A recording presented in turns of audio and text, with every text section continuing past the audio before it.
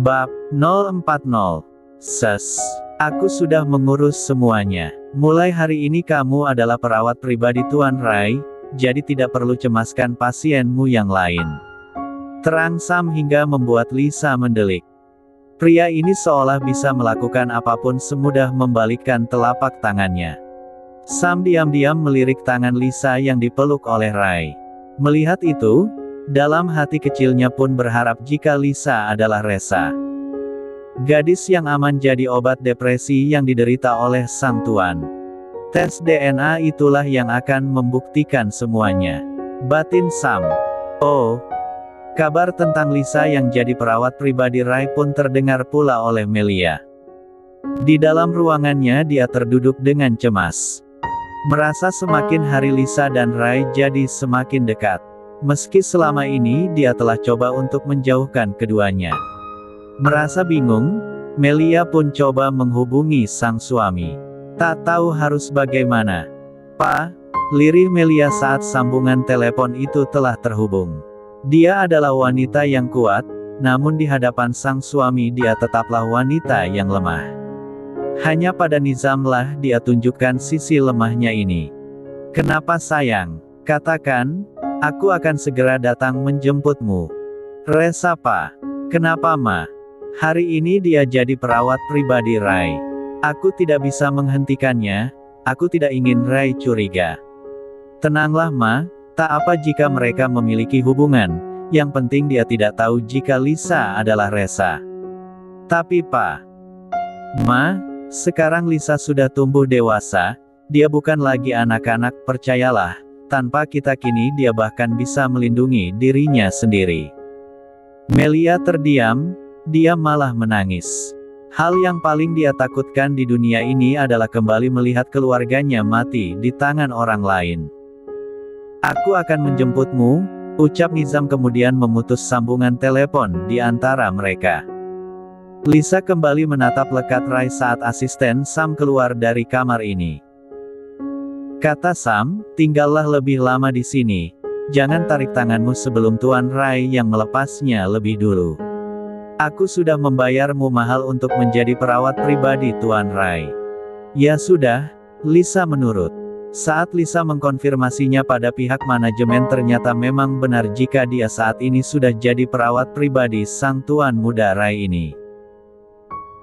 Dan saat Lisa bertanya apakah Rai akan pulang jawabnya tidak, Rai akan berada di rumah sakit ini sampai dia bisa sembuh, sampai bisa berjalan sendiri untuk keluar dari rumah sakit ini. Lisa sedikit tercengang saat mendengar itu, padahal terapi bisa dilakukan 2 minggu sekali dan Rai sudah diperbolehkan pulang. Tapi dia malah tetap ingin tinggal di sini. Malah menghabis-habiskan uang saja, apalagi Rai memilih kamar VIP, jelas tak murah biayanya. Sudah biarkan saja, uangnya tidak akan habis sampai 7 turunan. Sepertinya beliau juga memiliki masalah besar dengan keluarganya, karena itulah beliau tidak mau pulang, jelas pihak manajemen itu. Sebuah penjelasan yang hingga kini jadi pikiran Lisa. Rai adalah pria selengekan, Casanova yang hanya tahu bersenang-senang untuk hidupnya. Apa iya dia punya masalah seberat itu? Sampai tidak mau pulang dan bertemu keluarganya. Batin Lisa. Lama hanya memandang wajah Rai membuatnya pun mengantuk juga, sampai tanpa sadar akhirnya dia pun terlelap di sana. Hampir 30 menit Lisa ikut tertidur dengan pulas, tidur ternyamannya setelah beberapa tahun selalu merasa kesepian. Dan saat terbangun, alangkah terkejutnya dia ketika melihat Rai telah menatapnya lekat, sudah duduk dan tidak lagi tidur. Semakin hari Rai semakin merasa bahwa Lisa adalah Resa. Saat gadis berkacamata ini terlelap, Rai memeriksa sesuatu di tengkuk leher Lisa. Dia ingat dengan jelas jika Resa memiliki tanda lahir di sana, sebuah tahi lalat tepat di tengah-tengah tengkuknya, dan ternyata Lisa pun memilikinya juga. "Maaf Tuan, saya tidak." "Ses, di mana Sam?" "Maaf Tuan, tadi Tuan Sam sudah kembali tapi beliau pergi lagi." "Jam berapa dia kembali?" "Sekitar jam 3, saat Anda masih terlelap." "Apa dia mengatakan sesuatu?" Maaf Tuan, Tuan Sam membuat saya jadi perawat pribadi Anda. Jika Anda merasa keberatan dan ingin mengubah itu urus saja lagi. Anda bisa mengajukan perawat Dara atau perawat Rafaela sebagai gantinya. Kenapa aku harus minta ganti? Tanya Rai pula, semakin menatap Lisa dengan tatapan dalam. Lisa bahkan tidak sadar jika tangan kanannya masih setia digenggam erat oleh pria ini. Pria yang Lisa tahu kini sedang menggodanya. Tatapan Rai yang dalam seperti itu adalah tatapan yang Rai gunakan untuk menjerat semua wanitanya. Maaf Tuan, itu jika Anda merasa keberatan saya yang jadi perawat pribadi Anda, karena sebelumnya Tuan Sam memutuskannya sendiri, tanpa bertanya pada Anda lebih dulu.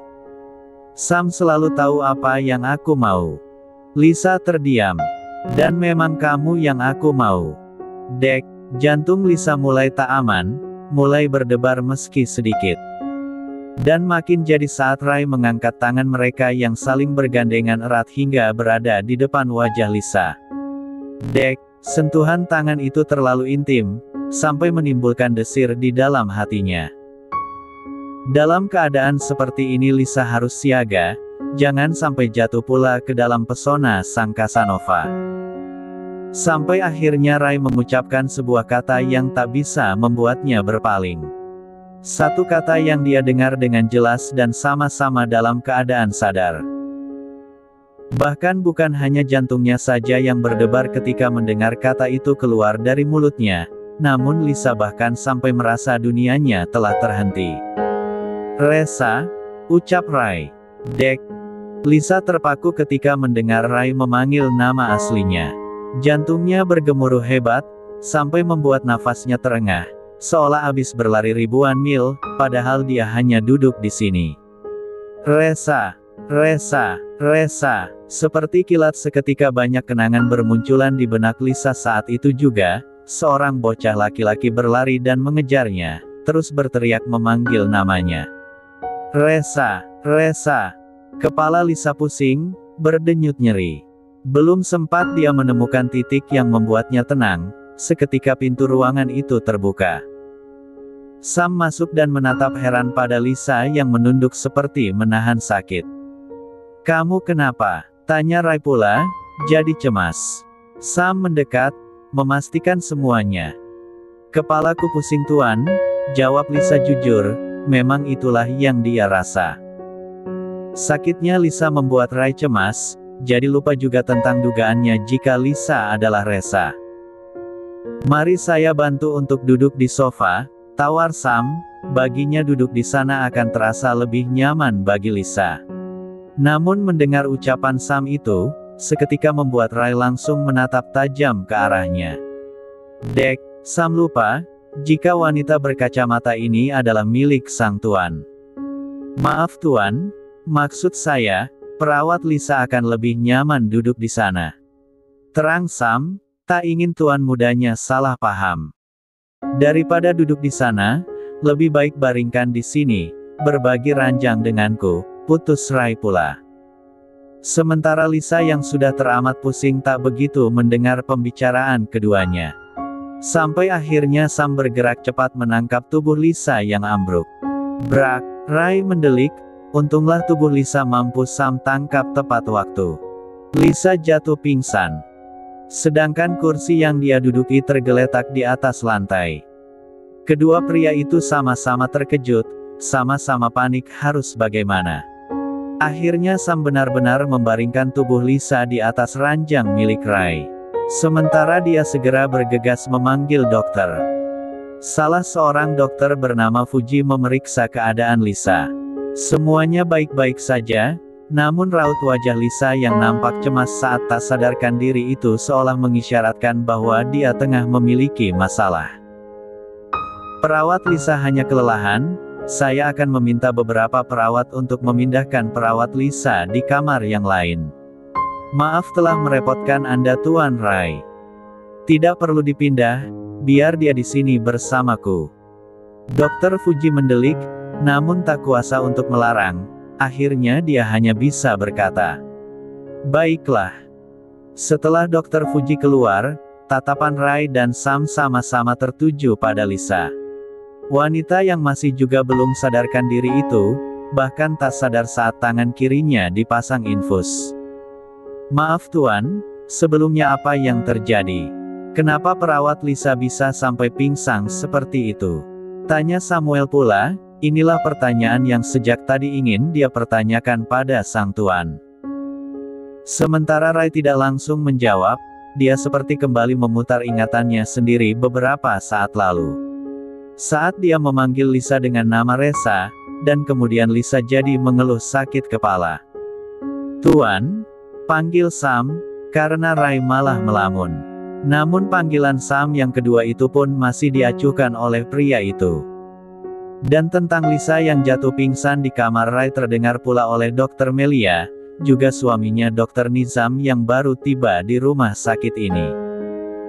Merasa sangat cemas dengan keadaan sang anak, tanpa pikir panjang Nizam dan Melia segera mendatangi kamar rawat Rai.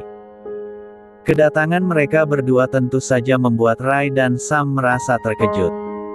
Dan lebih terkejut lagi Nizam dan Melia saat melihat anaknya berbaring di ranjang yang sama dengan pria itu. "Dek, Dokter Melia," panggil Rai ketika Melia dan Nizam sudah masuk ke dalam ruangannya dan berdiri di samping ranjang bersama Nizam. Sudah cukup lama Rai tidak bertemu dengan Nizam, sejujurnya dia pun rindu. Masih ingat dengan jelas saat dulu Dokter Nizam memperlakukannya hangat. Namun sangat-sangat sadar jika kini keduanya memasang dinding pembatas. Rai melihat ketika kedua orang itu menatap ke arah Lisa. "Aku dan suamiku berniat pulang, lalu mendengar kabar perawat Lisa jatuh pingsan, jadi kami singgah ke sini," terang Melia, lebih dulu menjelaskan kenapa dia ada di sini sebelum Rai bertanya. Alasan yang masuk akal, batin Rai. Sementara mulutnya hanya diam, tersenyum kecil. Melia kemudian bergerak untuk menyentuh pergelangan tangan Lisa, memeriksa denyut jantung sang anak. Memastikan sendiri bahwa anaknya baik-baik saja, namun Nizam diam-diam memperhatikan raut wajah sang anak yang nampak tak tenang. "Lisa butuh istirahat, saya akan memerintahkan perawat untuk memindahkannya dari kamar ini," terang Melia. Bicaranya datar selayaknya dia selama ini. Tak terdengar cemas, takut apalagi gugup. Rai sungguh tak suka sikap Dokter Melia yang seperti itu, membuatnya tak bisa menduga-duga. "Tidak perlu Dokter Melia, biar saja Lisa tidur di sini," jawab Rai. Dia bahkan mengelus puncak kepala Lisa, masih sama-sama berbaring di atas ranjang sana. "Tidak Tuan, biar Lisa beristirahat di kamarnya sendiri, ini tidak pantas untuk dilakukan." "Kenapa tidak pantas? Aku tidak merasa keberatan sedikit pun, lagi pula ranjangku cukup luas untuk kami berdua." Melia ingin kembali berucap, namun tertahan saat merasakan sang suami menyentuh lengannya dengan lembut, seperti sebuah isyarat untuk membuatnya diam, untuk membuatnya menuruti saja keinginan Rai. Melia menekan dalam-dalam egonya sendiri, dan kemudian tersenyum kecil. "Baiklah jika itu keinginan Anda, setelah Lisa sadar nanti minta dia untuk banyak meminum air putih." "Baik," jawab Rai patuh, lengkap dengan senyumnya yang terkembang. Nizam dan Melia keluar, cukup jauh berjalan satu pintu ruangan itu akhirnya Melia buka suara. "Kenapa Papa membiarkan hal itu? Bagaimana jika Rai melakukan sesuatu pada Lisa?" tuntut Melia. Bicara pelan namun penuh penekanan, di koridor rumah sakit ini hanya ada mereka berdua. "Ma, kamu ingat ucapan Samantha?" Melia terdiam, kembali memutar kenangannya sendiri tentang apa yang terjadi beberapa tahun silam. Tentang Lisa yang akan kembali mengingat kenangannya andai dia merasakan hatinya yang berdebar karena Rai ataupun keluarga Carter. Karena sesungguhnya kenangan itu adalah milik Lisa. Jika dia terus ingin menggalinya bisa saja kenangan itu kembali tanpa ada terapi dari Samantha lagi. Dia pingsan pasti karena ingatannya perlahan kembali karena Rai, itu membuat Lisa bingung dan pusing. Terang Nizam lagi, Semakin yakin dengan pemikirannya itu saat melihat raut wajah sang anak terlihat cemas meski Resa tak sadarkan diri. Namun guratan di wajah Resa mengendur saat Rai mengelus puncak kepalanya. Tidak ingin membicarakan hal ini di tempat umum, Nizam kemudian menarik sang istri untuk bersembunyi di salah satu ruangan yang kosong di rumah sakit itu. Nizam masih mengingat jelas tiap sudut rumah sakit ini, meski tak lagi memimpinnya. Lisa dan Rai bukan lagi anak kecil mereka sudah tumbuh dewasa. Biar semuanya berjalan tanpa ada campur tangan kita lagi. Tapi Pak, masalahnya bukan tentang Rai dan Lisa tapi identitas Resa. Selama itu terkunci tidak perlu cemaskan apapun.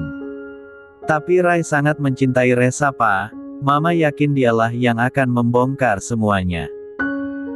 Rai bukan anak kecil lagi, dia pasti sudah memikirkan semuanya andai tahu tentang kebenaran ini. Melia terdiam, sesaat hanya ada hening. Sampai akhirnya Nizam melihat istrinya yang meneteskan air mata. Nizam menghapus air bening itu dan memeluk istrinya erat. Maafkan papa, ucap Nizam bertubi.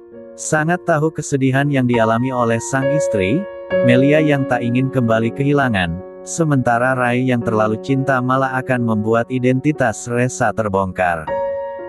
Tentang kasus yang selama ini membelenggu keluarga mereka, Nizam dan Melia telah mengetahui siapa pelakunya. Keluarga Thompson. Saat kecelakaan seluruh keluarga Melia, Benedict Thompson ayah Siska Thompson, berniat menguasai seluruh saham rumah sakit Antariksa, berkilah bahwa rumah sakit ini adalah hasil jerih payahnya dengan ayah Melia, membangun bersama. Namun saat itu Nizam bersikukuh mempertahankan semuanya, melindungi rumah sakit Antariksa dengan sekuat tenaga, hingga keluarga Thompson hanya mendapatkan 15% saham di rumah sakit ini. Saham yang kemudian dialihkan oleh Ben kepada Siska, sang anak semata wayangnya.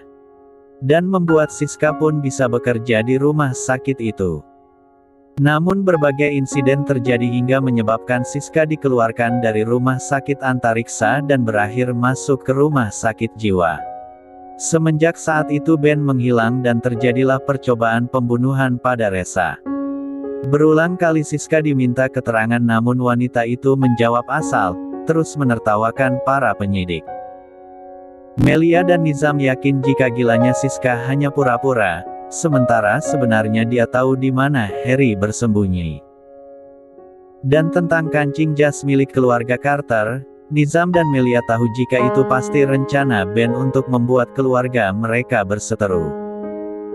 Namun Nizam dan Melia mengikuti permainannya, tak ingin membahayakan pula keluarga Carter, mereka memilih untuk menjauh.